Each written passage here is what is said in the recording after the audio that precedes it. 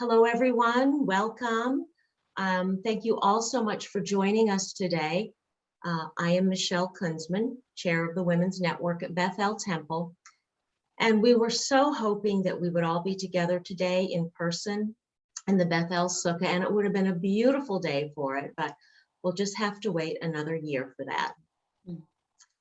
I hope that those of you who are local have had a chance to enjoy some of the delicious food that was prepared for us by Paul Batan at Joy of Food right here in West Hartford, possibly in your own sukkah.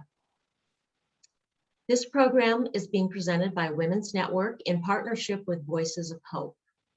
And I am very excited to introduce you all to our guest, Julie Metz, who will be talking with us about her new book, Ava and Eve, A Search for My Mother's Lost Childhood and What a War Left Behind. This book tells the gripping story of one family's perseverance, sacrifices, and twists of fate that were all crucial for survival during one of the darkest times in our history. These words from Lisa Rogeni, publisher and editor-in-chief of New York Journal of Books, capture my own reactions as I was reading this in much more articulate words than I ever could, so I've borrowed them. It is a history lesson, a detective story, a travel log, a saga of understanding and forgiveness, and ultimately a cautionary tale for our times and all times. Now, I know that you will have questions, so we will leave some time at the end of the program for your questions and comments. So feel free to put them in the chat box at any time during the program. And if you prefer, you can raise your hand instead, and then we can unmute you at that point. Julie Metz is the author of the New York Times best-selling memoir, Perfection. She has written for publications including the New York Times, Tablet, Salon, Dame, Next Tribe, She Knows, and Catapult. Her essays have appeared in the anthologies The Moment and The House That Made Me. She is a fellow of MacDowell, Yaddo, and the Virginia Center for Creative Arts. Julie lives and works in the Hudson River Valley, and you can find out more about her writing life at juliemetz.com and on Instagram at Julie Metz Writer. Welcome, Julie. We're so happy that you can be with us today. Thank you so much. It's a real pleasure. I'm also sorry that we weren't able to be together in person, but and enjoy such a lovely autumn afternoon day together. But I hope you've all had a good holiday and gotten outside in this beautiful weather. So I'd like to first tell you a little bit about my book, which is Ava and Eve. And this is a story about my mother's family. My mother was born in Vienna in 1928. And she of course, lived through the crisis that began in March of 1938, when she was just about shy of 10 years old. At that point, Hitler had arrived in Vienna, and life for Jews changed dramatically and overnight. I'm going to first present a short PowerPoint just to give you the flavor of what life was like in Vienna before the war. This was a very vibrant Jewish community. Their population of Jews was about 200,000 at that time in a population of 2 million in Vienna. They were 10% of the population, but they had a very outsized influence in the culture, in every aspect of the culture, which was music, of course, literature, the sciences, education, and all the Jews in Vienna were very, could really participate in this culture in whatever way they wanted. So we'll take a look at, we can go to the next slide. And we'll start, I've compiled some beautiful family photographs for you to look at. The first slide, this shows what was the initial event that started me on my quest to find the story of my mother's family, which was the discovery of this Poesie album after my mother died in 2006. This was, some of you may be familiar with these albums. These were little keepsake books that were wildly popular with girls in the 1920s and 30s. There are archives filled with these little books. Sometimes this was the only thing that a child could bring with them. And my mother kept hers in the back of a drawer. She never showed it to anybody in the family. This included my dad. My parents were married very happily for 54 years, and yet she never showed it to him either, and not to me and my brother. So discovering this book was really an insight into a secret pain that my mother had carried with her ever since her immigration in 1940. We'll take a look at the next slide. I love this image on the left. I found this at a museum of pharmaceutical sciences in Croatia. This shows the logo of my grandfather's paper goods business. He ran a paper goods factory right behind the building, in the courtyard of the building where the family lived. And this representation in the engraving is slightly exaggerated, I will say, because I have been there myself. However, I think it gives you a feeling of the pride that, that Adolf Eisenman had of when he established this company. My grandfather was Julius Singer, and he was the manager and eventually 50% owner of this company. They made what seemed to be very prosaic items, but one of them turned out to be very vitally important in the survival of the family. And you'll get to see that in a moment. So we can switch to the next one. So on the left, this is a page from a pharmaceutical catalog and newsletter. And you can see this, what I think, very beautiful folded piece of folded paper. On the left, it looks like a fan. And this was the way my mother had always described this object, but I had no idea what it was. I had no visual at that time when I was a child and she would describe it. But doing my research, I later was able to find the object. So you can see it on the left, and then you can see on the right how the pharmacist held it and then inserted powdered medicine into the little channels, the open channels. And what made this item so revolutionary was it was the first attempt to create an antiseptic packaging for powdered medicine before pills came into use.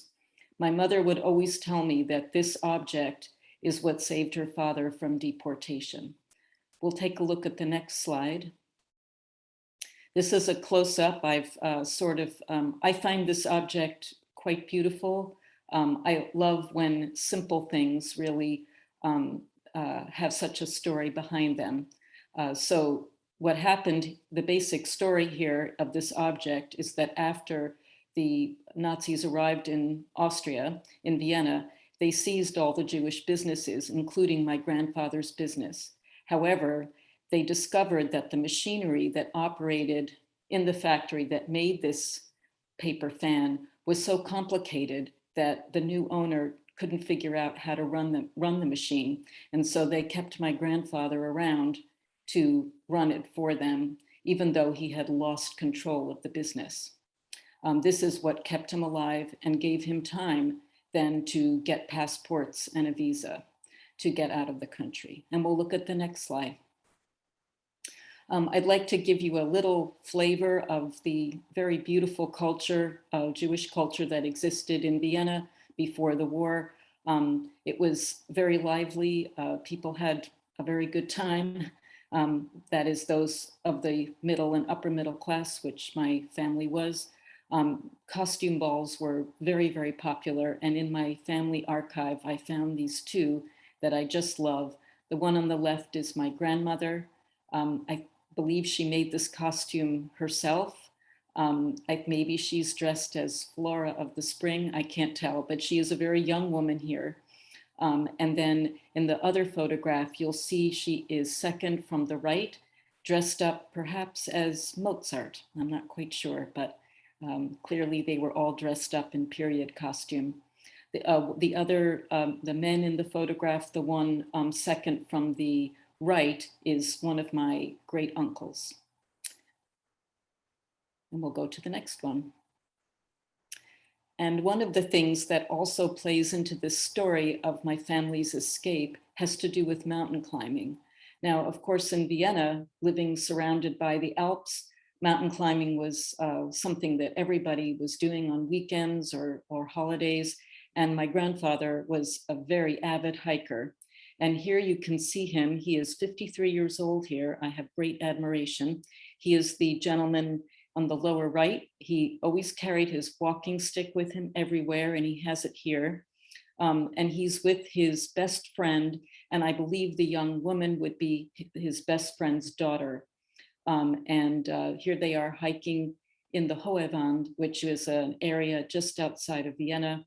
The photo was very helpfully dated, which helped me very much in my research. May of 1928. I don't think my grandmother took this photograph because she would have been home pregnant with my mom. The other thing I did find also was this membership card, which is a membership card for the Jewish Mountain Climbing Club. This club was formed in the early 1920s when the main Austrian mountain climbing club ejected all of its Jewish members, and so they formed a new one. And I found this card. To me, what is so poignant about it is the date, which, as you can see, is 1938. And so they had just renewed their membership card in this mountain climbing club, and clearly were not feeling the danger all around them. They thought that they would be able to go out and enjoy the natural beauty of the world around them. And of course, all of that was going to change very suddenly in 2 months. We'll look at the next slide. These are a few photographs from my family collection that show the family as it existed before 1938. First, my grandparents, whom I never met, unfortunately, they're there with my Uncle Fritz.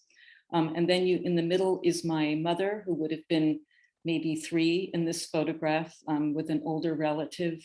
I quite love this photo because it really captures, it's a snapshot, unlike a posed photograph. And it feels very special to me, you know, that you can see the reflection perhaps of her parents who were taking the photo.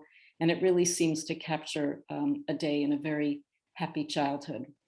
Then in the other photograph on the far right is my mom, who was the youngest of the 3 children. And she's there with her brothers. And I think you can get a feeling for her self-sufficiency in this photograph. It's tough being the youngest child, especially with 2 older brothers. But my mom was, as you can see here already, a force. We'll look at the next slide. Here is my mother in January of 1938. This photograph is also dated. And here she is in what appears to be the living room of her family home. She looks happy and content and very secure. And again, all this would change in 2 months, in mid-March of 1938, with the Anschluss, which is when the Nazis arrived in Vienna and basically took over the country overnight. So unlike what happened in Germany, which was a slow and terrifying progression, what happened to the Jews of Vienna really caught many people off guard, including my mother's family. We'll look at the next slide. This is a spread from my mother's poesy album, for me, the most poignant spread. A child, her little friend Renate, has wrote a little verse asking my mom to, as a really sweet kind of farewell. And then she copied the figures from the Disney film, The Big Bad Wolf, or the 3 Little Pigs. And you can see that they're copied right from a film poster. And then she wrote out, "Who's afraid of the big bad wolf?" And of course, by that date, January 12th, 1939, there certainly was a very big bad wolf in Vienna. That was Adolf Eichmann. And we'll look at the next slide. It took a long time to get their passports, but finally in July of 1939, Julius and Anna were able to have their passports restored. They were, of course, by that point, they were citizens of nowhere. So they were lucky to get these passports to get out. My mother is listed as the child on the passport. These passports, my mother saved them, and they turned out to be invaluable for my research because they helped me create a timeline for how they got the passports and then the visas, and then, of course, their travel to the United States. We'll look at the next slide. And then interspersed in the story of my family is the story of a very fascinating man. He was the vice consul at the American consulate in Vienna, and he is the person who issued the visas. And I found myself very engrossed in this man's life. There is a thing that he had in common with my grandfather, which was he too was a very avid mountain climber. And when I made that discovery, I decided to research his family and actually was able to speak with a number of the family members. And that makes for a very, very interesting entwined story. Of course, this young man could not have been more different than my family. This was a very prosperous New York real estate family. They are related to the Brown family of Brown Harris Stevens, that real estate company. But anyway, his story of this man turned out to be very important in my family's escape. And we'll look at the next slide. When they finally did get their visas, they were able to escape. And here is the ship. I actually did quite a bit of research into these Italian ship lines. They came out of Trieste, and Trieste had a very vibrant Jewish community, which I was also able to read a lot about. And I've traveled to Trieste to do more research there. Many, many Jews traveled from all over Europe through Trieste, starting even in the early teens and 20s, and then definitely into the 1930s. And they were able to get out that way until the mid of 1940, when Italy joined the Axis. And then, of course, people couldn't go out that way. But this was really a lifeline to ships that went to Palestine, the United States, all over. This is the ship Saturnia, and I was able to get hold of the captain's log for their actual journey. And that turned out to be quite fascinating to me. My mother had told us a few stories about that trip, and I wanted to see how many of them were true. And so reading the captain's log gave me an idea of how life had been on board that ship. So on the left, the ship is passing through the Strait of Gibraltar, and then another one arriving in New York City. And we'll look at the next slide. These are a few of the objects that managed to come to the United States. On the upper left is my grandfather's compass that he must have used when he went on hiking trips. A few items of jewelry that came from Vienna, and they're still in their original box from a shop in Vienna, a jeweler in Vienna. And then one of my grandmother's jewelry, it looks a very beautiful old Art Deco piece from the 1920s.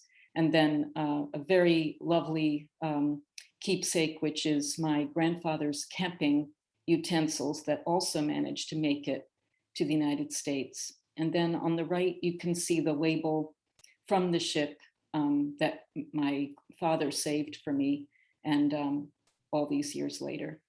We'll look at the next slide.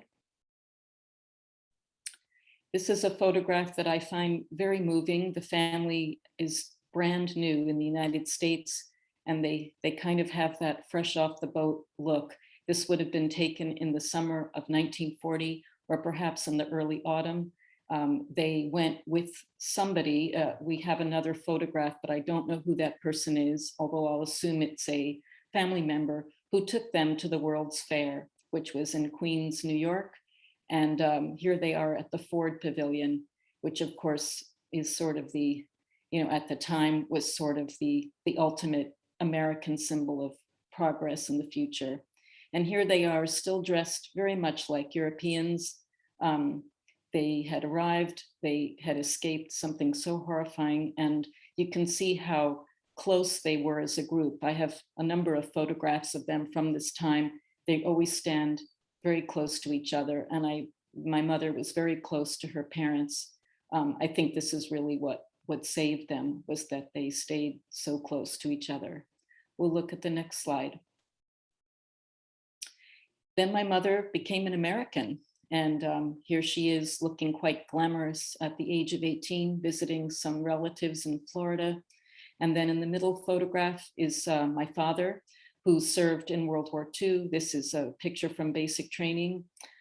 He was 19 years old. He fought in the Battle of the Bulge, amazingly survived. And then my parents met on a blind date in 1947. And apparently it was love at first sight. I think my dad always looks sort of goofy in these photographs. My mom was, as you can see, very stunning beauty. So, but this was the beginning of a long love affair. We'll look at the next slide. And then I'm closing here with photographs of my mom that were taken at her office. This would have been in the 1960s. My mother was a working mom. It was very unusual at that time. And for me, what's fascinating is that she went into the publishing business. So like her father, she became involved with paper and ink, the same thing, the same field that I chose. I've worked in book publishing for many years, and I'm a graphic designer and a writer. And it looks like my daughter is entering into the same business. So it's always interesting to me to see how certain trades and passions continue on down the generations. And that is the end. I think at the next slide is just if people are interested in getting in touch with me, you can do that through my website, juliemetz.com. And now we'll close, and I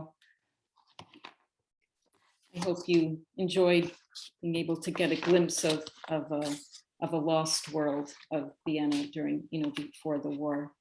I'd like to read just a very short excerpt, and this is actually the discovery of that Poesie album that really starts the whole book. Was really that event was uncovering that book. So I'll just read a very short section from the beginning. In the back of the drawer where my mother kept her perfume-scented silk slips and nightgowns, I found a small book bound in coffee-colored linen. Pasted in the center was a lithograph of two kittens with red and pink ribboned collars. The word Poesie was stamped on the linen in faded gold ink. Inside were handwritten notes, all in German, addressed to Ava, or sometimes Evie, with dates from November 28th, 1938 to March 24th, 1940, the day before my mother and her parents left Vienna for the United States. My father came into the room and I held out the book. Have you ever seen this? Do you know what it is? He said he'd never seen it before, not once, during all the decades of their marriage. My sister-in-law, Mary, had studied German and was able to decipher some of the old-fashioned script, messages of love and farewell from childhood friends and older relatives, sometimes accompanied by famous verses from the poet Goethe. One page was filled with girlish drawings of hearts and colorful stickers of children in traditional Austrian costume. Do not forget me, your loving friend, Sylvie. On one spread from 1939, a girl named Renate had copied the characters from Disney's Three Little Pigs from a movie advertisement in colored pencil. Across the spread, she lettered the line, "Who's afraid of the big bad wolf?" There was indeed a terrifying big bad wolf in Vienna by January 12, 1939. His name was Adolf Eichmann, one of the architects of Adolf Hitler's final solution, which would nearly obliterate European Jewry by the time the Nazis surrendered in 1945.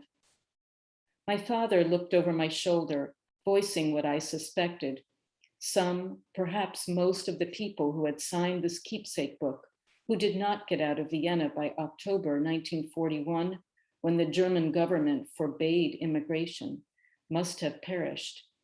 By the time my mother left with her parents, it had been almost too late. Who were all these people? Aunts and uncles, family friends, teachers, other girls who may not have reached adulthood. As I turned the fragile pages, I was saddened but not surprised that my mother had never shared this most private journal with her family. Ava had escaped and lived. She had become Eve. She'd found love, married, worked, created a family. She had become an American. But how had her family gotten out? And had she felt guilt for surviving? And I'll close there. And then I think we're ready. I think Michelle has questions that we've prepared that we hope will give you some further insight into the book. Yes, just segueing right off of this reading here, at some point you had said that your mother's keepsake book felt like a challenge to you. It felt like a challenge with clues that you just had to follow. Can you tell us a little bit more about what it was like to follow some of those clues?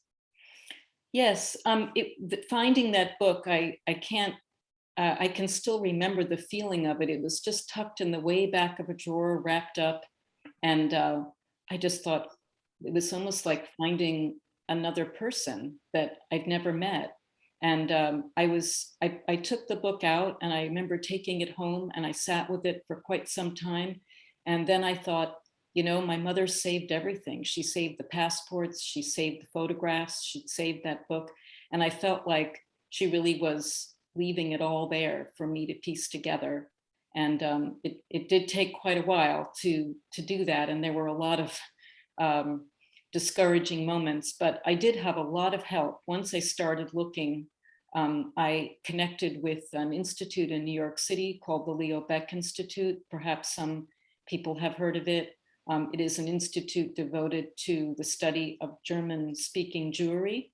And one of the archivists there was really, I think, the guardian angel of my book, because I don't see how I could have done it without him. He stayed with me for the entire time and connected me to all kinds of people in the United States and also in Europe.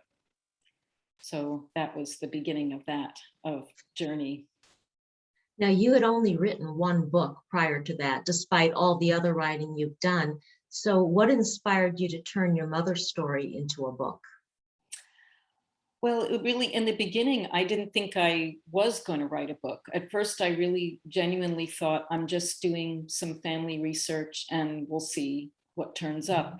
But along the way, I started to understand that my own family story that might seem very small, just, you know, one family, 3 people who managed to get out, that really there was a more universal story there.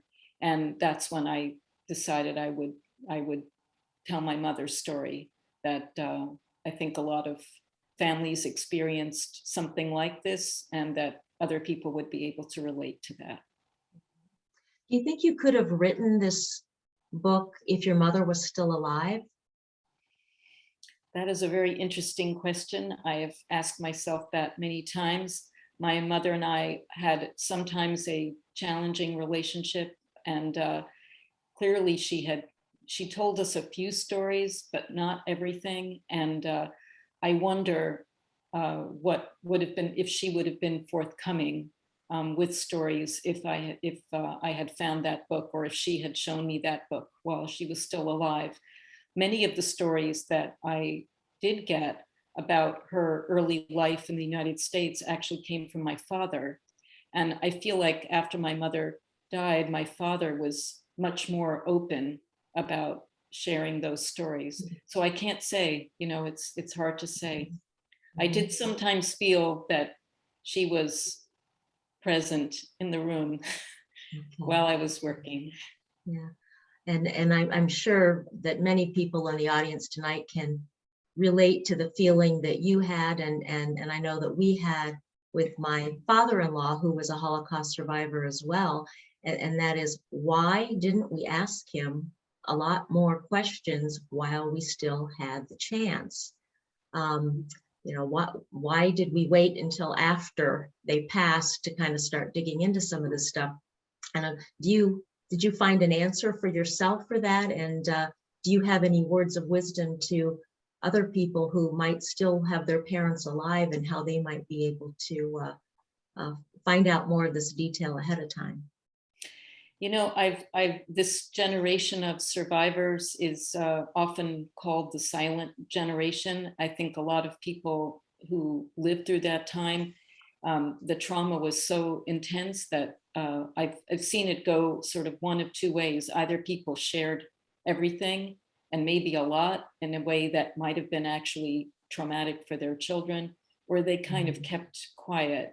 And my mother was in that second group. The stories she told were very limited. She told them the same way every time. It was, I won't say that she rehearsed them, but she had clearly found a way to tell them that she could bear. But there was sort of, it was almost like there was sort of a limit. You knew that you weren't supposed to ask anymore. If people do have living relatives, I would dearly encourage you to find a way to speak to them because in fact, the stories can disappear. I was lucky that my dad was still alive and that he was so forthcoming with what he remembered that my mother had told him. And I learned from the experience that I had with my mother's story, and that I did interview my father at length, recorded conversations about his wartime, his war service, and his childhood. So I feel like I was able to redress that mistake with my dad. But if you do have relatives alive, definitely find a way, if you can, to have them share their stories. You mentioned a couple of things as you were going through the slideshow about what life was like prior to 1938. In terms of the costume balls and some of the things. Can you tell us a little bit more about what your mother's life was like and her brothers as children growing up in that sort of middle class Jewish society in Vienna? What did they do? Did you find out a few details about how they lived their lives prior to that time? Yes, I mean, this was it was really interesting that, there was, of course, a Jewish neighborhood in Vienna. Leopoldstrasse was sort of where a lot of Jewish families lived. My family was quite assimilated, is the word that, I don't really like that word anymore, but that's the word that people will use. They were observant, but, they were more observant when they lived in Europe than when they came to the United States, as happened to a lot of families. But they had they were very integrated into the life of Vienna. They went to the opera. They loved art. They went to opera kind of high and low. There was the grand opera, but they also enjoyed like light opera, I guess you'd call it, sort of more musicals and entertainments. They were very engaged with their city. It was, my mother remembered when she was alive, she would tell me about the beautiful cafes, and this was clearly something that they had enjoyed. I think from those photographs that I showed, you can see they had a very easy childhood, very comfortable, very protected. I think this is what made March 1938 so devastating and shocking, was that they felt so Austrian. And I think that's really the tragedy of the Jewish community in Vienna, was that I read many articles, historical research articles, that sort of argue that the Jewish community in Vienna, they were more patriotic than many non-Jewish Austrians. Austria was created as a republic right after the First World War, and many of the Austrians missed the empire. Perhaps even my grandparents missed the empire, but they enthusiastically embraced the republic. They were very patriotic. And then, of course, in March 1938, suddenly they weren't citizens anymore. They lost all their civil rights, and that whole life that they had led was over. My uncles, they went to school. My oldest uncle was a little bit of a socialist, it turns out. He was quite political. So this was a period of time when in Vienna, not the whole of Austria, the ruling party in there was the Democratic Socialists, and they were interested in progressive policies for labor and housing, improving housing for workers. And my grandfather was also very active in this. My oldest uncle maybe was a little too active, and at a certain point that party was illegal, so going to party meetings was quite dangerous. My middle uncle later became a surgeon, and he was a more kind of quiet guy and very close to my mother. And my mother, she was 9.5 when the Nazis arrived. I think she'd had a very beautiful, lovely childhood at home with her mom and going to school. So I have her last report card. She worked very hard in school. She saved that. It was so fortunate that your uncles were able to get out just right away as soon as their parents became aware of how dangerous it was for them, and they were able to get those visas to go to London. Yet your mother stayed. And have you ever thought about how different her life might have been and how different her parents' lives might have been had your brothers, or had she gone along with them to London? Yes, I have. My uncles were in immediate danger because of the son of a Nazi family that was in their building. And since they didn't live in the traditional Jewish area of Vienna, they lived in, I guess, what would be sort of an exurb. If any of you have been to Vienna, it's outside the Ringstrasse, so in a more residential neighborhood. And it wasn't a traditionally Jewish neighborhood, although the owner of the building was Jewish. In fact, was the owner of that paper goods factory. And so my uncles had to be sent away immediately. They were in grave danger. On the face, I wondered about this so much, about why my grandparents didn't insist on her leaving, because of course she would have been much safer if she had left right away. But one of the things about my mom, she was very stubborn and very forceful person. As I mentioned, I think you can get a little glimpse of that in that family photograph. And what my father said when I asked him about that, he said she just insisted on staying behind. She was determined to stay behind, and that she wanted to be a comfort to her parents. I've often thought that the fact that she stayed behind may have been what kept my grandfather going in trying to get out. I think a lot of people faced with the almost Kafkaesque bureaucracy that was involved in getting a visa and a passport, a lot of people gave up. But I think that he had this young daughter, and I think he kept on going, even though he was by that point not in the best of health. And this all happened during 2 very terrible years of rationing and fear on the streets. But he kept on going until he got that passport, and then more time to get those visas. So I do feel that my mother staying behind provided them with emotional support. So it certainly seems that sending them away to London saved the boys' lives, but it does seem like it also was kind of the beginning of a rift in the family. And were you surprised that there wasn't more of an effort made after the war, or not even after the war, but after your grandparents and your mother made it to America finally, to bring the boys back over to America? They didn't come right away. No, one of them never came, except to visit in later years. What happened was, of course, that those boys had been sent away in 1938. They went to live with relatives. And then my mother came with her parents in 1940.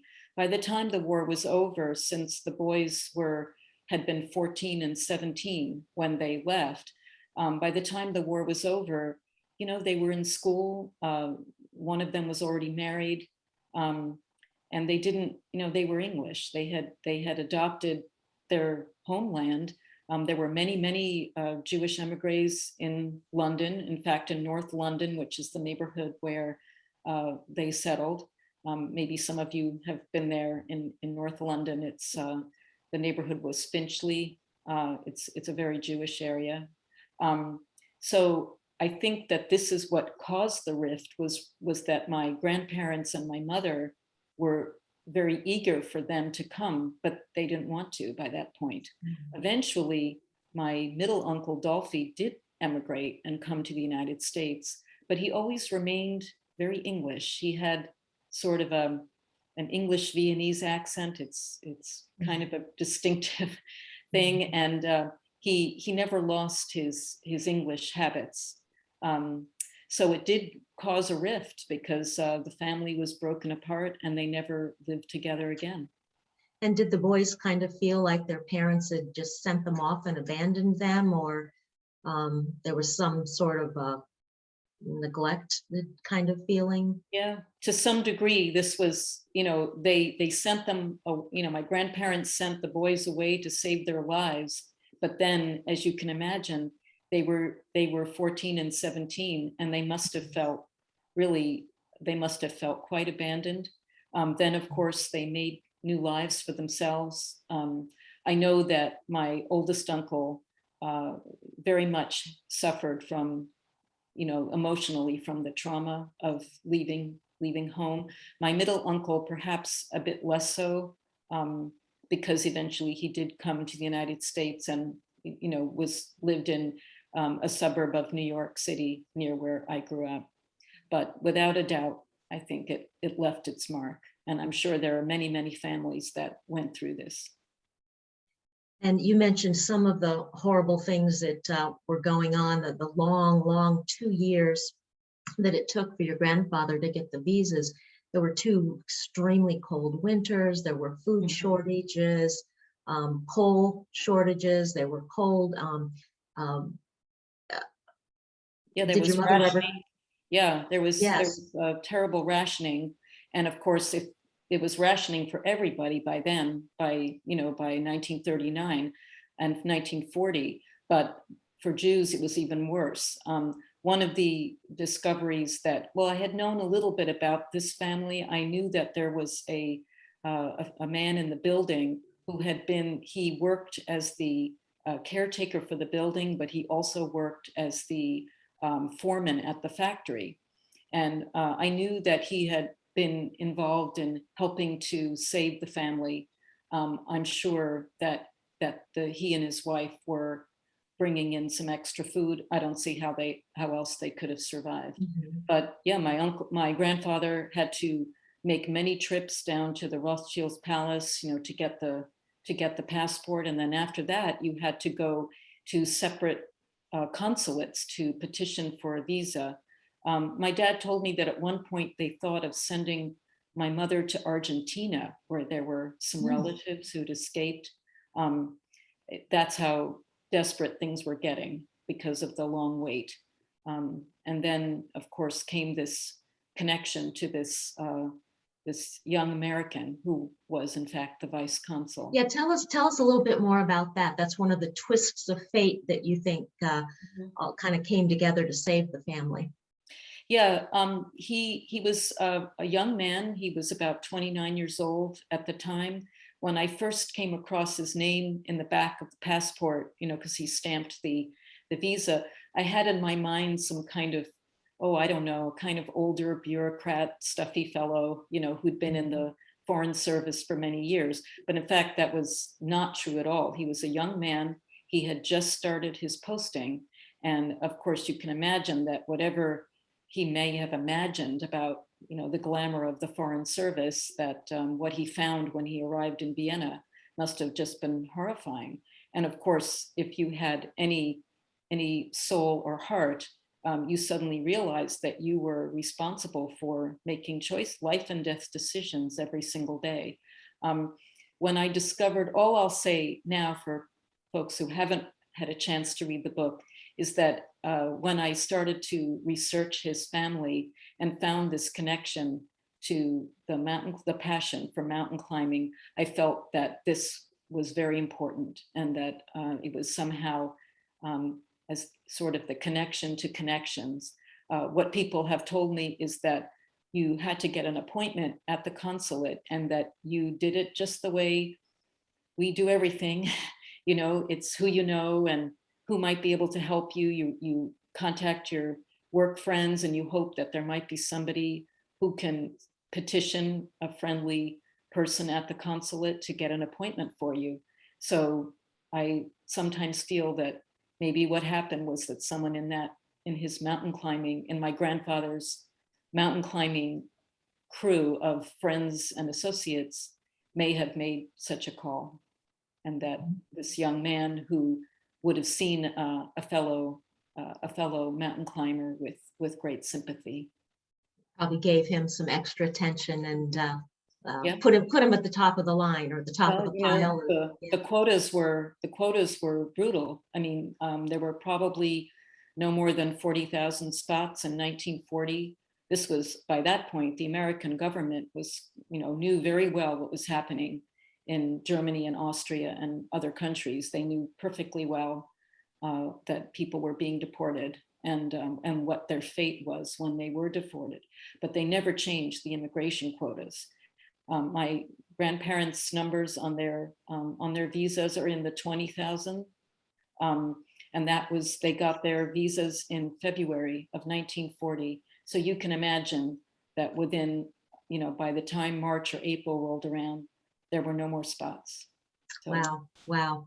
And then that is one of the parallels to today's times that you'd mentioned in your book too, the similarities between the quotas and the anti-immigration sentiments and everything that was going on. And I noticed a couple of weeks ago there was a Time magazine article online titled "The U.S. Turned Away Jewish Refugees in 1939. We must not repeat history with Afghans fleeing the Taliban." So that's just one of the many examples that I'm sure we can think of around the world. Absolutely. With the immigration situation.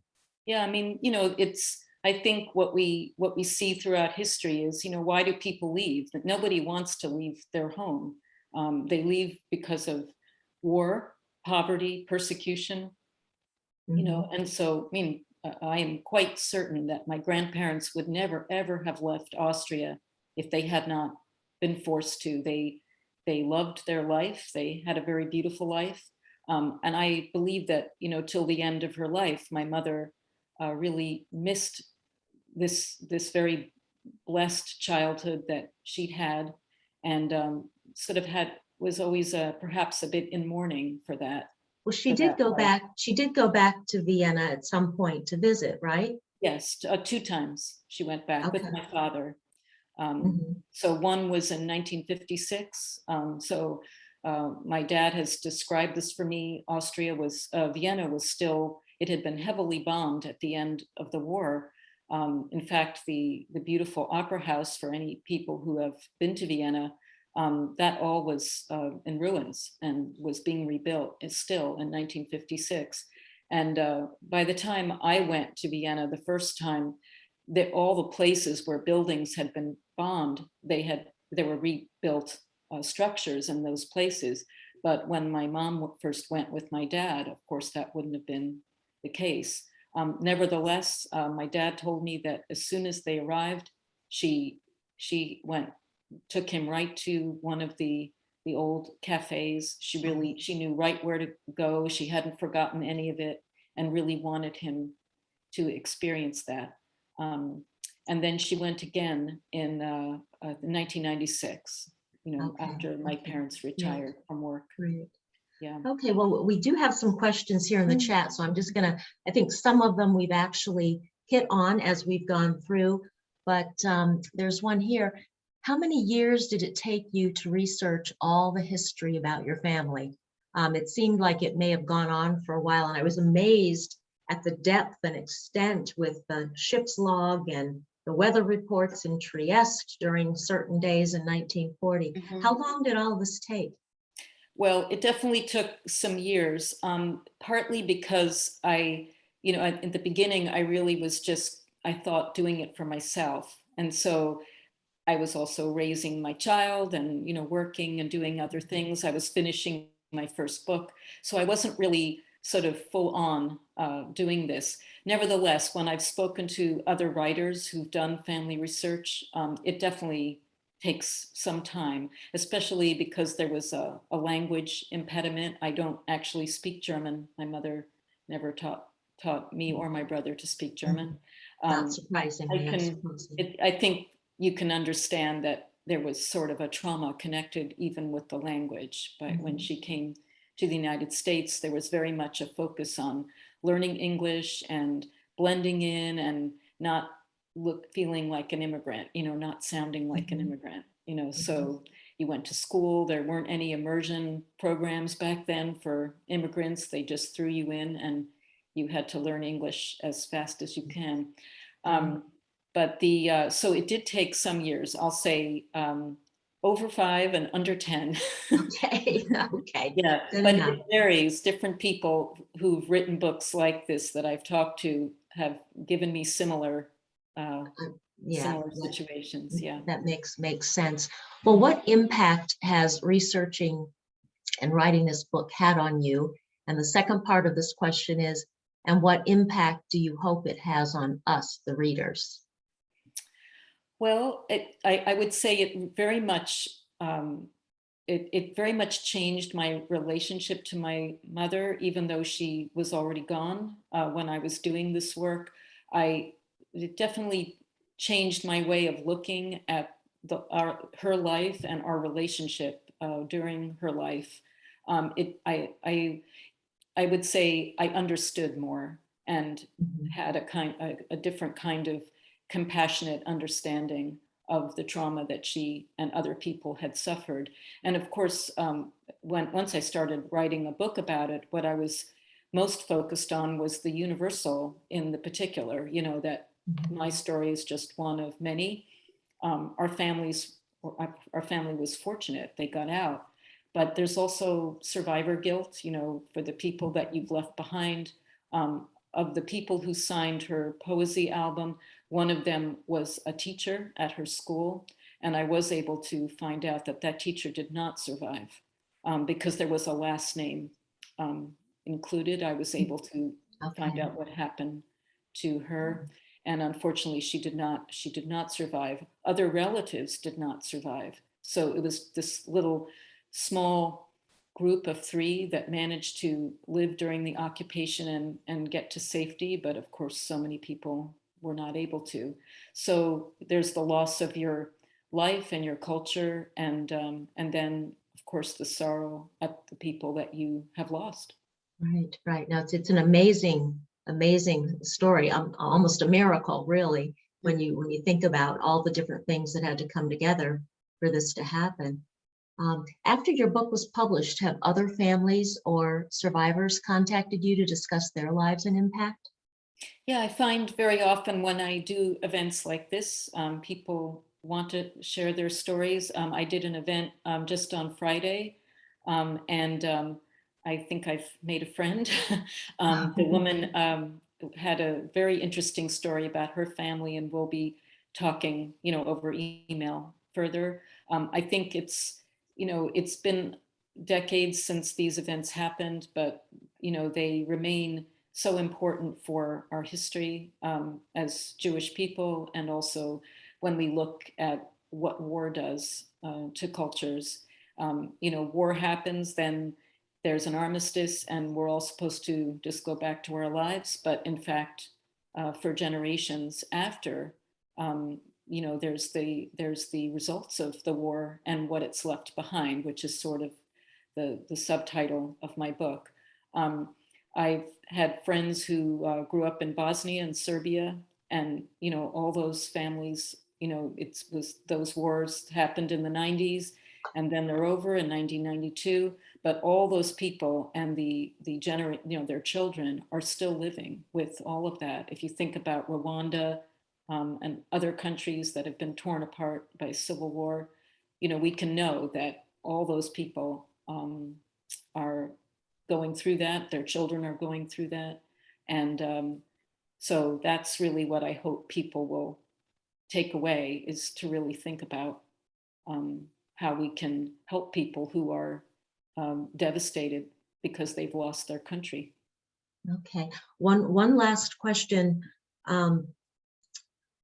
As I mentioned, this is just your second book, and after these first two very successful books, is there something coming next? If there is there anything you can tell us about it?